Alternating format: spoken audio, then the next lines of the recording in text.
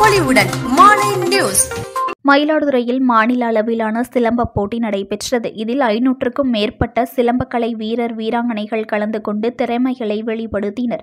மயிலாடுதுறை அருகே சித்தர்காட்டில் மகாகவி சிலம்பம் அகாடமி சார்பில் 2வது ஆண்டு மாநில அளவிலான சிலம்ப போட்டி இன்று நடைபெற்றது. இதில் மயிலாடுதுறை, திருவாரூர், அரியலூர், பெரம்பலூர், தஞ்சாவூர், நாகப்பட்டினம், கடலூர் உள்ளிட்ட 10க்கும் மேற்பட்ட மாவட்டங்களிலிருந்து வீரர் வீராங்கனைகள் 512 பேர் கலந்து கொண்டு தங்களது திறமைகளை வெளிப்படுத்தினர். வயது வாரியாக 10, 14, 18 வயதிற்கு உட்பட்டோர் மற்றும் 18 வயதிற்கு மேற்பட்டோர் என 4 பிரிவுகளாக போட்டிகள் நடத்தப்பட்டன. இதில் திமுக மாவட்ட செயலாளர் நிவேதா எம். முருகன், எம்எல்ஏ, மயிலாடுதுறை நகர்மன்ற உறுப்பினர் ஆனந்தி ஆனந்தன் சிறப்பு அழைப்பாளராக பங்கேற்று வெற்றி பெற்ற வீரர் வீராங்கனைகளுக்கு சான்றிதழ் மற்றும் கோப்பையை வழங்கி பாராட்டி பேசினார்கள். நிகழ்ச்சியை அகாடமி தலைவர் சர்வோதயன், செயலாளர் சுந்தரராமன் உள்ளிட்டோர் ஏற்பாடு செய்திருந்தனர். புது பொலிவுடன் மாலை நியூஸ்.